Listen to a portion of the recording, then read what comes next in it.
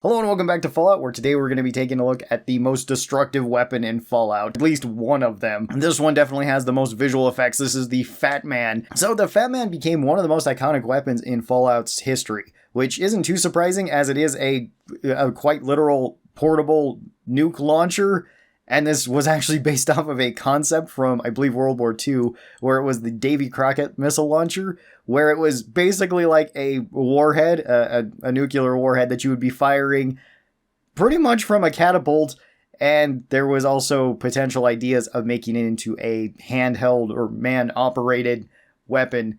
You can see why that would probably be a really bad idea for several reasons. It's very big, it's very cumbersome, it's very dangerous to everybody involved. And it also probably isn't super practical, especially because you would probably not be able to get out of the range of, well, a weapon like this in real life. So it never went beyond like a concept. I think there was kind of mock-ups or at least some sort of prototype of the weapon, but it never actually became a weapon. So it's kind of fitting that it goes into the world of Fallout, though, where everything is so much more nuclearized. So many more things have been improved upon by nuclear technology that making a weapon like that might actually seem somewhat practical. And the way they did this is essentially made a catapult that you hold on your shoulder, load it with a missile, and then release said catapult upon the enemy, and it does a massive amount of damage. This has a gigantic explosion radius, it does a ton of damage in any of the games, and it can kill almost anything. Now, what is a little bit more surprising about the Fat Man, though, is that it was not in the original games. So this one seems like it would fit into the original games really well, but it never came up in Fallout 1, 2, or Tactics. There was no weapon like this. There was big guns, and this one would be kind of classified as a big gun, or really the biggest gun in the game, and it wasn't available into any of the early Fallouts. In Fallout 1, the closest we had was like the rocket launcher, which would show up throughout the games. We also got the rocket launcher once again into Fallout 2, but that was about the only other like big explosive weapon we got. Into Tactics, it was kind of the same thing. In that one, we just had an RPG. It could take different explosive rounds, but none of them were like a nuclear warhead or a mini nuke like we see in the later games. So the very first time in Fallout, the Fat Man appeared in Fallout 3, and you could get this one actually really early on, as it was part of the main quest, or somewhat part of the main quest. Early on into Fallout 3, whenever you're looking for your father, just outside of the Galaxy News radio building, there is a fallen Brotherhood member there that does have a Fat Man, and they've got a couple mini nukes on it. The main reason why they give you this weapon is because there's one of like the 5 super mutant behemoths there, and it's implied that you should be using this against them. So if you were just playing straight through the story, this might actually be the very first big gun that you encounter in the game. And this weapon did a ton of damage in Fallout 3. This one did 10 damage on the initial hit from the mini nuke, and then it did 1,600 damage from the explosion. So the explosion was pretty big. You did have to have some distance for this, because as you kind of imagine, it does a lot of damage, and if you are within that explosion radius, you will probably die from this. But most anything that you hit with this will probably die, except for maybe like a super mutant behemoth or some of the stronger things in Fallout 3. Like Ghoul Reavers, I think, could survive this, and maybe albino rad scorpions, and probably super mutant overlords could, since they all had a lot of HP. Although pretty much all of those besides the behemoth would be added later into the game with the Broken Steel DLC. So generally, if you were shooting a Fat Man at something and you hit near it, you were probably going to kill it, really, regardless of what it was. Even if it was like a Deathclaw, it probably wouldn't survive the Fat Man, even on like the very hard difficulty. This one had a big old 0 for crit damage. You really don't need crits on a weapon like this, though. It already does so much base damage that hitting a crit is a bit overkill, although funny enough, there is actually weapons that do more damage than this, like the full-size double-barrel shotgun that you could get. If you sneak crit with that in Fallout 3, you actually do more damage than the Fat Man can do, which is kind of crazy, but that's actually how the crits work in the game. This did cost a lot of action points to use, which you probably shouldn't be using this in VATS, because VATS can be a little bit weird with explosives, and you might shoot a little bit close to yourself and die because of that. This one did have a pretty wide spread at 2, although that doesn't really matter given how big the explosion radius is on the Fat Man, so you would likely hit whatever you were aiming at, or, you just had to get close enough to hit with it. This one had an ammo capacity of just 1. Kind of makes sense, you're only loading one thing into this at a time, and this thing weighed a lot, coming in at 30 weight. so you couldn't really carry around multiple Fat Man, although that usually wasn't that big of a deal in Fallout 3 because there just wasn't very many Fat Men to actually be carrying around. Same thing goes with the mini nukes. Fallout 3 actually did have limited mini nukes to some extent. You could only find so many around in the open world. There was a total of like 50 or so in the game. You could get more of them though if you were willing to go to Rivet City and then buy them from Flak and Shrapnel. They would actually sell those fairly often, although they usually only sold like 1 or 2 per every time that they would reset, which I believe was every 3 days in Fallout 3. So you could eventually stock up on enough mini nukes to make it really worthwhile, but it would take a long time in Fallout 3 for you to actually be able to do that. This one also had fairly good item HP at 100, although you probably weren't going to be breaking the Fat Man anytime soon, since there was limited mini nukes in it anyway, and the Fat Man isn't really like a go-to weapon for most people given a regular run.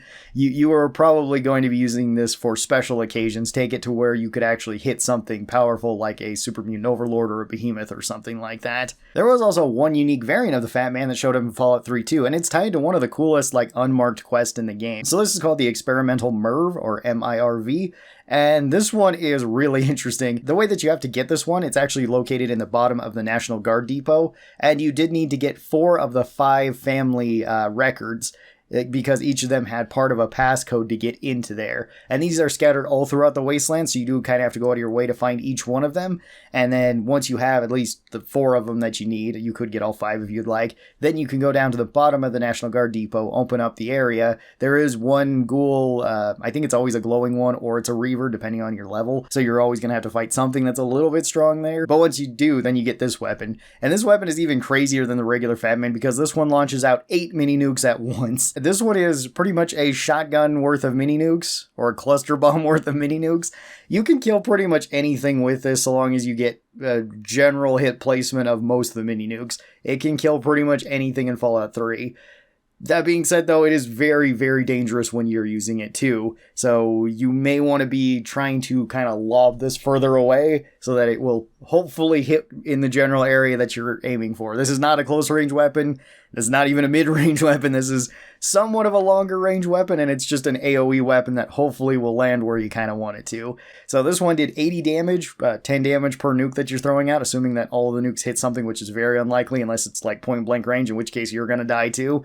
And this one did a whopping 12,800 damage, which is a lot. That's pretty overkill for pretty much anything in the game. And this one also couldn't hit crits, and this one had the most spread out of any weapon in the game, coming in at 13, although you're, shotgunning out a bunch of mini nukes. So you don't really have to be all that accurate. You just have to be far enough away and close enough with your shots to kill stuff.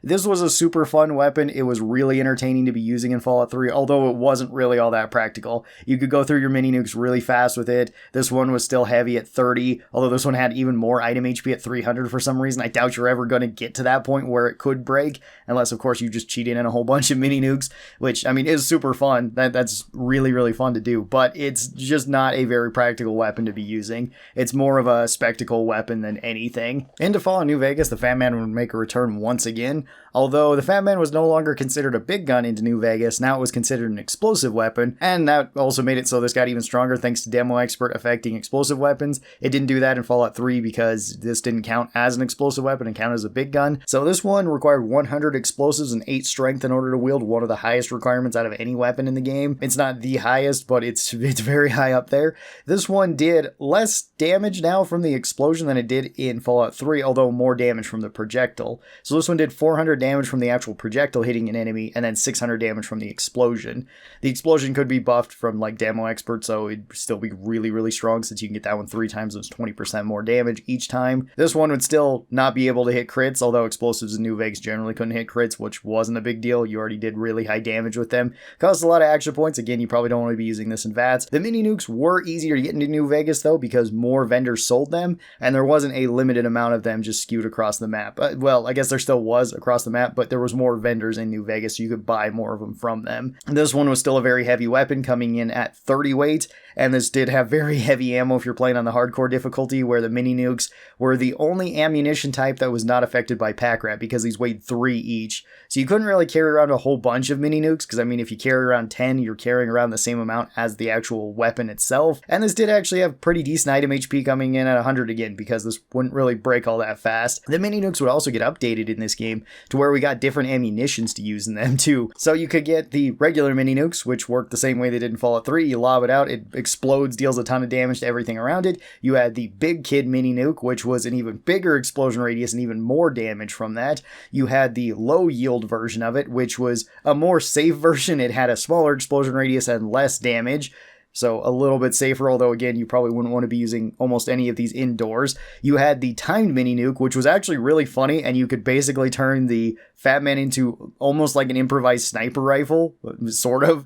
It was a big one-shot weapon, like an anti-tank weapon. You just lob this directly at something, it hits them. This works the same as a regular mini nuke, it just has a fuse on it. So you could actually shoot this and one-shot basically anything in New Vegas. It actually did a ton of damage, as you would expect, and then it would go off after about 5 seconds, meaning that you could use this one indoors. It was still really dangerous to be using it indoors, but you could use it indoors now. And there was also the Tiny Tots version of it, which was the same as like the MIRV, sort of similar to the MIRV that we had in Fallout 3. This one didn't fire out a total of 8 mini nukes, it fired out a whole bunch of them, but the damage was split evenly across them. So it was potentially less damage overall, but you get more coverage thanks to that. And we did get another perk that actually helped out with this one quite a bit, which was Heave Ho, because Heave Ho, even though it says it only affects like thrown explosives and thrown melee weapons, it also affects any sort of shot explosives in New Vegas. So it made it so that the mini nukes were a whole lot more consistent because you could fling them further away from you, so you were less likely to die thanks to your own weapon. The Fat Man was actually very, very solid in New Vegas, and there was actually kind of 2 other versions of it, where we did get a unique version that was added in the Gunrunner's arsenal called Esther. Now, Esther you'd had to buy from the Gunrunners, and this one required 100 explosives and 8 strength as well. This one did have a big old shield on the front of it, though, that actually gave you some explosive resistance, which is pretty cool. Whenever you had this equipped, it gave you 10 more damage threshold, as well as 25 points of radiation resistance. That could be kind of good, but Esther was still very, very dangerous to be using. This one did more damage than a regular Fat Man, coming in at 475 damage on direct impact and then 600 from the explosion. Other than that, had very similar stats across the board, although this one weighed even more, coming in at 40 weight, meaning that I think it was the heaviest weapon in New Vegas. There was some ways to cut this down. If you took heavy weight, that could actually cut its weight down in half. So it would only be 20 weight, still a very heavy weapon, but not as heavy as it had been. Same thing goes with the regular Fat Man, and same thing goes with the Gunrunner's Arsenal version of the Fat Man, which came with that DLC. Now this one had the exact same stats as a regular Fat Man did, it's just that you could put mods on it, and it actually only had one mod, which was the Fat Man Little Boy kit, which cut its weight in half. So it went from 30 weight down to 15, and then that could actually be cut again, thanks to it still being above 10 weight from heavy weight, so it would be cut down to just 7.5 weight. Meaning that version was probably the best and most practical version, just because you could hold more mini nukes if you were going to run around with it. Although Esther is still pretty good. The Fat Man in general is a very specialized weapon. It's not a weapon that you're probably going to be taking on every run, and it's not really a weapon that's great for every occasion. Although with the different ammos, they did make it more versatile than it had been in the previous game. The Fat Man would then once again show up into Fallout 4, where it would be another absolutely terrifying and devastating weapon. This was incredibly scary if any sort of raiders had it, and it came with its own sound effect when you heard it coming, which was really bad because that generally meant you were just gonna die. This one did really high damage in Fallout 4. This one did 450 explosive damage. This was one of the best looking weapons in Fallout 4 because they didn't change the model whatsoever from Fallout 3. They just kind of updated it, made it look a little bit nicer. So that's good. Counted as a heavy weapon and an explosive weapon. So any perks that affected those, you could buff them up even further. And yeah, that was pretty good. Still held one shot, still was incredibly heavy, still used the mini nukes, which were fairly rare. There was also only one modification you could throw onto the Fat Man, which was just turning into the MIRV launcher, which fired out 6 projectiles at once and did more AoE damage, but it was still more dangerous to yourself. So it was really good. You could also find plenty of unique variants of it, which some of them were really funny if you found legendary versions of it, like a legendary exterminating Fat Man where it does extra damage towards bugs, or like a radioactive Fat Man where it does even more radiation damage on top of its radiation damage. Not really necessary, but it is funny when you find those versions of the Fat Man. There was also some unique versions that you could get as well, where you could get the Big Boy, and this one had the 2-shot ability on it. So it always shot a second mini nuke every time you launched it, meaning that this one was even crazier. This one was probably one of the strongest unique weapons that you could find.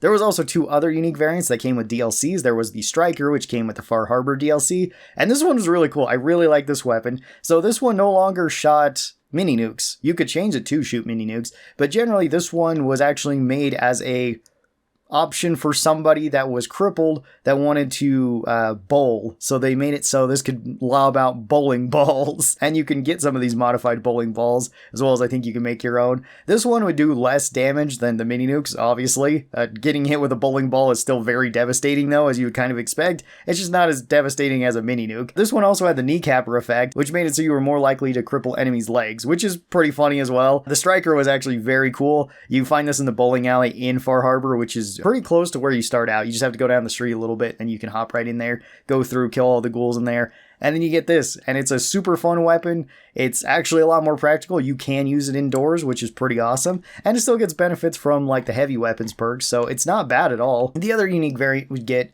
would be in the Nuka-Cola DLC, or the Nuka World DLC, which was the Nuka Nuke Launcher.